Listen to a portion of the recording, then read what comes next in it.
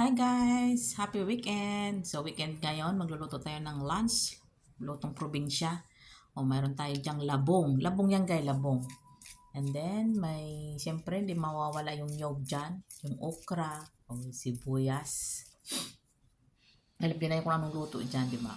Basta may gata, o may nyog. O, basta labong, kailangan may nyog. Yan, isdang lapu-lapu. Nasinan yan. Fresh yan kay fresh from the sea. Fresh from the sea na isda. So, kailangan lang natin dyan sa ating labong ay kailangan ilaga. Yung okra niya isa lang. Ilaga muna natin yung labong hanggang matanggal yung pait. Kasi mapait yung labong.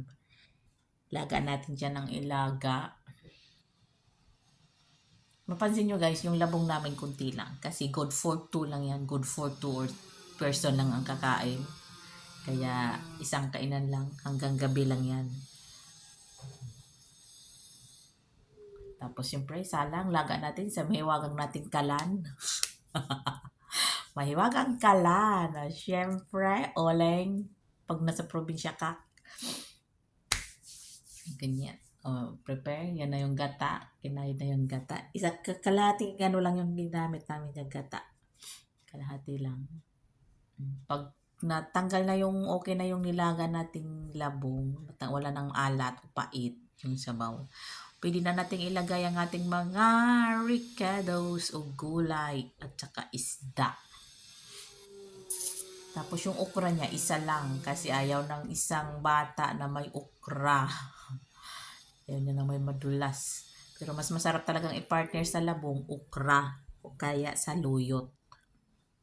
Diba? Yan dapat ang partner niyan. Siyempre, lagyan na natin yung isda. Fresh yan na isda, lapu-lapu. Tapos, timplahan lang yan mamaya. Okay, sarap na naman. Solve na naman ang tanghalian. Pasensya na kayo guys, madilim kasi alam mo yun na, probinsya. Di maiwasan ng brown out. May brown out ang probinsya. Lalo na pag weekend, ay nako, brown out. Nandyan talaga ang brown out pag weekend. So, laga lang. O, ayan na. Okay na siya. O, pwede na yan. Pwede na nating lagyan ng gata. Malapit na yan. Pag may gata na, lagyan na natin ng gata. Diba? Pag probinsya, hindi na mahirap ang gata. Kahit wala kang tanim na, wala kang puno ng nyog, makakita ka na ng panggata. Diba? Alam nyo na mga tao na sa probinsya.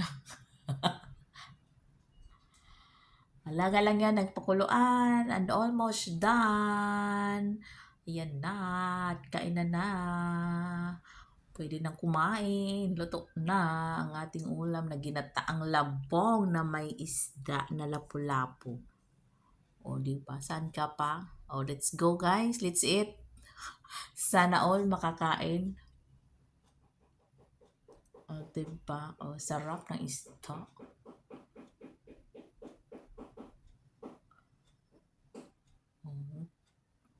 Ready na ang ating lunch. Ang sarap ng isda. Fresh pa naman yung isda na yan.